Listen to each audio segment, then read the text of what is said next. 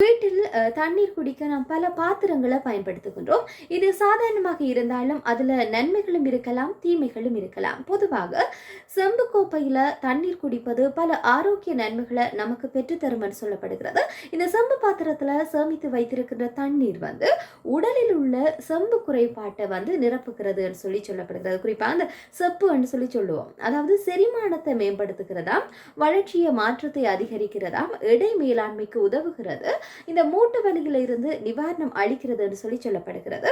ஆனால் அதை முறையாக உட்கொண்டால் மட்டுமே நன்மை தரும் என்று சொல்லப்படுகிறது. இது இல்லாமல் இந்த தண்ணீரை தவறான முறையில குடித்தால் இது விஷமாக மாறும் என்று சொல்லி கூட சொல்லுகின்றார்கள். இது தொடர்பில் தான் இந்த ஒரு காணொலி பதிவுல பார்க்க போகின்றோம். இந்த செம்பு பாத்திரத்துல தண்ணீர் குடிப்பதனால நன்மைகள் இருந்தாலும் தீமைகளும் நிறைய இருக்கிறது. தினமும் இந்த செம்பு பாத்திரத்துல சேமித்து வைத்த தண்ணீரை குடித்தால் அதனை உங்கள் அன்றாட வழக்கத்துல சேர்த்துக்கொள்ள நினைத்தால் சில தவறுகளை செய்யக்கூடாது என்று சொல்லப்படுகிறது.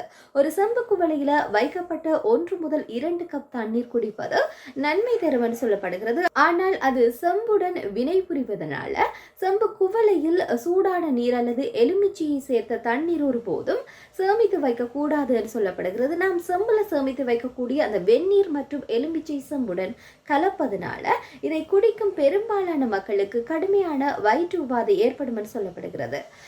பள்ளிக்காலம் இல்லாட்டி கல்லூரியில, அலுவலகத்துல அல்லது வேறு எங்கும் இந்த செம்பு பாட்டில தண்ணீர் எடுத்து சென்றால் அதில் கூடுதலாக செம்பு கலக்கும் என்று சொல்லப்படுகிறது. இது நச்சுத்தன்மைக்கு வழிவகுக்கும் என்று சொல்லப்படுகிறது. இதே நேரத்தில் இந்த ஒரு நாளைக்கு அதிக அளவு செம்பு பூசப்பட்ட தண்ணீரை உட்கொள்வது வயிற்று புரணியை எரிச்சலடைய செய்து ஒரு குமட்டல் அல்லது வயிற்று வலியை கூட ஏற்படுத்தும் என்று சொல்லப்படுகிறது. இதன்படி ஒரு நாளைக்கு 1 முதல் 2 கப் வெப்பநிலை செம்பு பாத்திரத்துல இந்த நீரை குடித்தால் அது ஒரு போதுமானதாக இருக்கும் என்று சொல்லி கூறுகின்றார்கள்.